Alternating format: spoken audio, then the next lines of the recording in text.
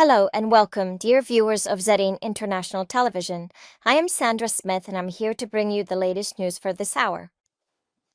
Local sources in Badakhshan report that after killing Mamlawi Zaidullah, one of the well-known figures and local commanders of the group, the Taliban also set his house on fire. Local sources have also reported that following the rise in protests against the Taliban in Badakhshan, a group of protesters has demanded the removal of the group's governor. According to the sources, the people have given the Taliban a one-week deadline to remove Qari Ayub Khalid and to appoint a new governor from among the local population. A scene shows Taliban forces clashing with Zaidullah, a militia commander in the Shahada district of Badakhshan province. According to the sources, in this clash that took place on Monday evening, the Taliban killed Zaidullah and set his house on fire.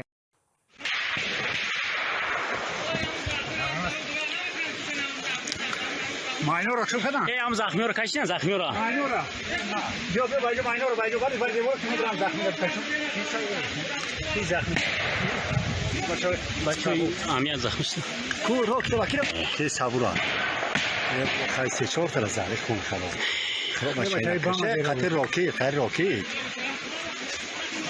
این بامی دستی دت بامی دستی آورد نه ماینو رو ایش نمول.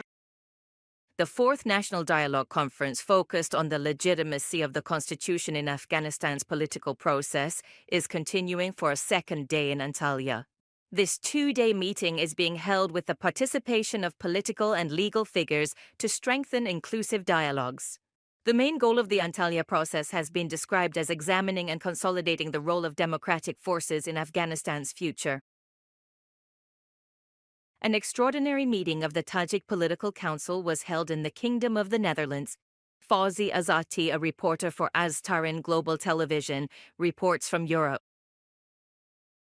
The extraordinary meeting of the Political Council of Tajiks of Afghanistan was held on Saturday, May 24, 2025, in the Kingdom of the Netherlands.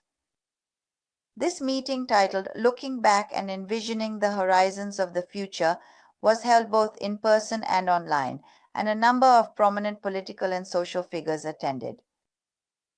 At this gathering, the recent developments in Afghanistan and the situation in the region were thoroughly examined. The highlight of this meeting was the presentation of an alternative plan to replace the Taliban regime. This initiative is designed based on international values, democracy, and national participation, and is expected to be presented in greater detail in the future. The speakers at this meeting included Najibullah Masir, head of the Tajik Political Coordination Council, Dr. Wahidullah Wahid, executive head of the council, Negara Mirdad, head of the executive committee of the Panjshir People's Council, and Fawzia Kufi, former member of the Afghan parliament. In their remarks, they strongly emphasized the urgent need to establish a truly legitimate and inclusive political structure that is fully committed to respecting and upholding the will of the Afghan people. According to the organizers, only through genuine unity and close cooperation among all political forces, diverse social groups, and respected national elites can a bright, prosperous, and stable future be shaped for Afghanistan. Fawzia Zarin, Zarin Global Television, Netherlands. The Taliban's Ministry of Interior has announced that it has arrested 16 people on charges of selling and transporting narcotics. According to the ministry's statement, these individuals were arrested in the provinces of Khost, Farah, Paktia, Dila, Khorasan, and Kunduz. Based on the statement, 2 liters of alcohol, 646 tablets of narcotics, and an unspecified amount of methamphetamine were seized from these individuals. After years of disputes and controversy, the Taliban cabinet has approved a 40% discount for street vendors in Kabul and other cities of Afghanistan. This decision was made during the 21st meeting of the Taliban cabinet, chaired by Mullah Hassan Akhund. According to the statement, the Ministry of Industry and Commerce is tasked with coordinating the implementation of this plan in economic markets. Previously, street vendors had complained about extortion by municipal officials. An Afghan worker has died while working at a sports complex in the Iranian capital city of Tehran. According to Iranian local news media outlets, this 25-year-old Afghan worker was cleaning a water well with a reported depth of 120 meters. He fell and lost his life due to the breaking of the safety cable. This incident occurred on 25th West Street in the Sharara neighborhood of Tehran. Marshal Rashid Dostum, leader of the National Islamic Movement Party of Afghanistan, has revealed a secret meeting between Ashraf Ghani, the former president, and the Taliban and the Haqqani network. He said that in these meetings, Ghani specifically instructed the Taliban representatives to refrain from gathering in other areas and to focus on capturing only Jan and the city of Shebagan, a place where Shiar Muhammad's son was standing up to the Taliban. In another part of his remarks, Marshal Dostum expressed concern about the restrictions on cultural activities for Turkic ethnic groups in the region. He emphasized that despite there being 7 Turkic-speaking countries, only in Turkey is it possible to defend national identity and culture. According to Dostum, in other countries such as Turkmenistan, Uzbekistan, and Kazakhstan, there is a lack of cultural freedom, and no one is allowed to raise the voice of the Turkic people's oppression.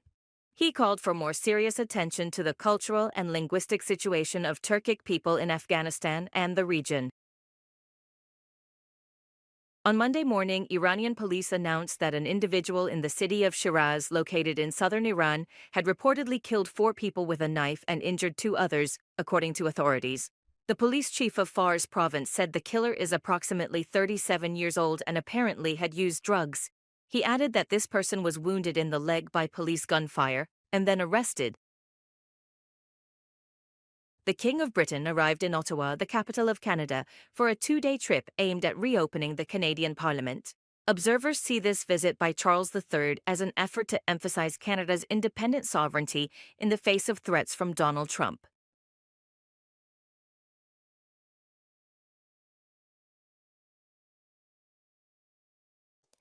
Thank you, dear viewers, for your continued support. You can watch Zarin TV on Afghan Provokast, Jlwiz, Zarin TV app, and our social media platforms. Until next time, may you be held in the peace and mercy of the divine. Take care, and may blessings always follow your path.